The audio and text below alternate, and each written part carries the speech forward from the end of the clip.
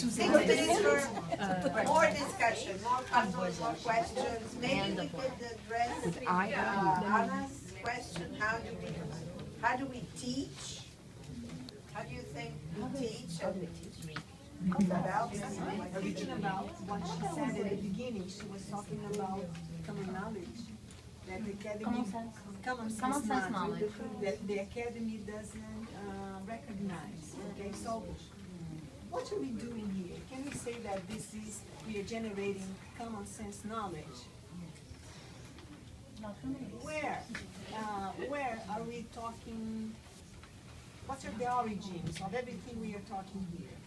They come from our readings, from our discussions, from our lives as teachers, as scholars, I can say, right?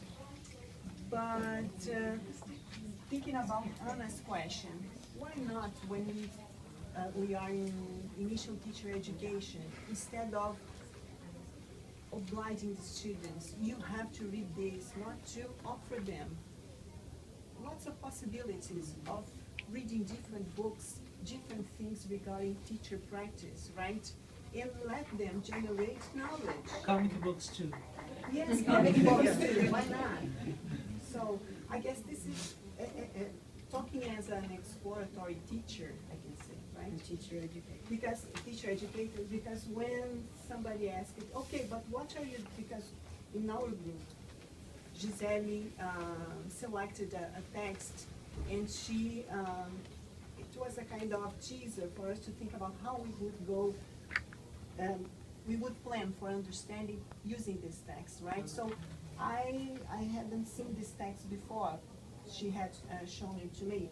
And I said, oh, maybe I will do this and I will do that. And then William asked, okay, but what would you do? And I said, I don't know. It would depend on my students. It would depend on how they felt, where they felt we could go, we could move on.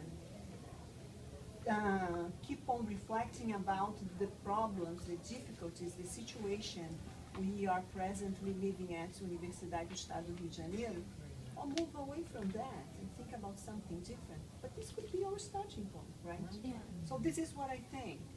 We have to provide them some starting points. And them, as colleagues, as collaborators, as people who are together living that life, could move to other areas, right? And then the teacher would become, as you said, a student as well. Because sometimes the teachers come out, the students come out with ideas, things that I had never thought about before. And I learn with it. I'm sorry, I'm thinking about what you're saying reminds me of the philosophy of occupy. Because in a sense, thinking like that is occupying in terms of the knowledge you produce, in terms of the attitude you have, bringing the students to it. Really being there, really occupying, politically occupying the places where you are. And this is really, really strong. It doesn't have to be violent or anything, or an open manifestation, but it is... Yeah, because they are mind thinking. Yeah. And Sorry, William. Action. No, just necessary. We don't want them to change their mindsets, right? But to share. Share the thinking. Yes, share the thinking. No, that's an interesting phrase, occupy the places that you are, because I think it's a big paradigm shift here, starting with context, starting with what's in front of you and underneath you, underneath your nose. Big nose I have, so it's underneath the big nose. Like, what's here in front of you, and not starting with what's out there, that even with English, you know, or even with, you know, all the methods, or all the things that we're supposed to, you know, we usually have in teacher training, the methods that you described. It's not starting out there, it's starting with what's here.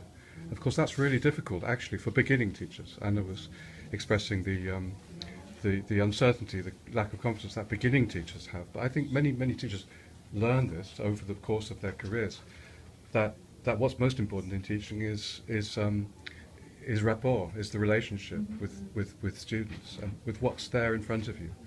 And it's, you know, how to get that with initial teacher education.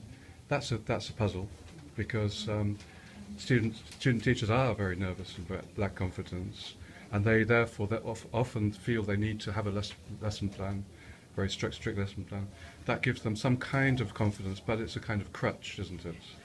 So I think what you are doing with student teachers, as we saw yesterday, is fantastic, because they are actually experiencing the value and importance of working with the students, working with the children as the first thing into what's there, and that's the paradigm shift. I think it's working with, it's occupying the space, as you put it.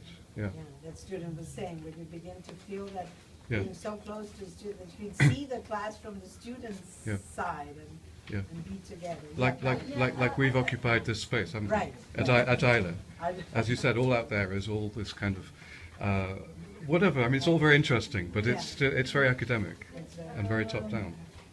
Being teacher practicum too, and we are at Westford, we're at the end, like most of you guys know here. I see what you mean, and I see it as a paradox, because when you start talking about having students constructing knowledge themselves first, they have already spent 4, 5, 6 years having their knowledge constructed by them. Right? It's not bad. It's just the It's way. unfair. It's Yeah. just the way it's been. Yeah. It's unfair. It's unfair. But you talk about morphology or phonology or syntax or reading and writing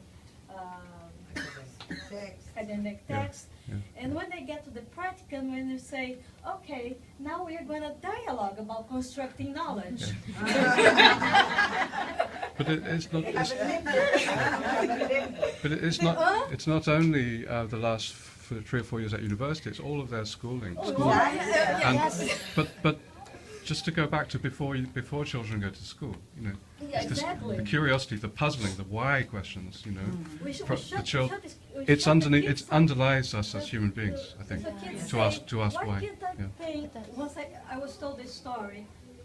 A kid wanted to paint the sea red, and so the teacher said, no,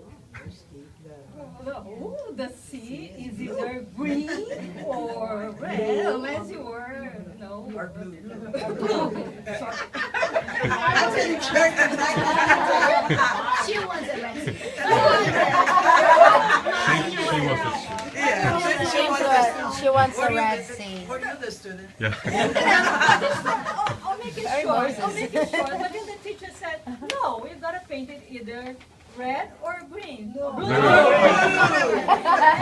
I said, but then another student, understanding this student's idea, said, but listen, there's a story here. You didn't see it. No, there was a bunch of whales that were swimming nearby, and they start, very sad story, they start telling about the killing of the whales. So that's why the sea was red. So the teacher learns the discourse. No, the teacher learns the discourse, and they have to reframe discourse because a certain item in the traditional class doesn't fit the student thinking. Right. So, Just like to address something here because I think it has to do with all the things that Scott just said. Because when Isabel brought to our group this question, why should teachers be concerned about a process-oriented and a puzzle-driven view of teacher education? I think it has to do with everything you said, and just simple. Of course, it's not so simple to answer, but I believe one kind of answer that we can give is because the process of acquiring knowledge of anything is a process-oriented. Yes, and this is full of puzzle. Yes, and it is involved with puzzle-driven perspectives all the time because in the ways that you have to resolve problems. Yes, we are learning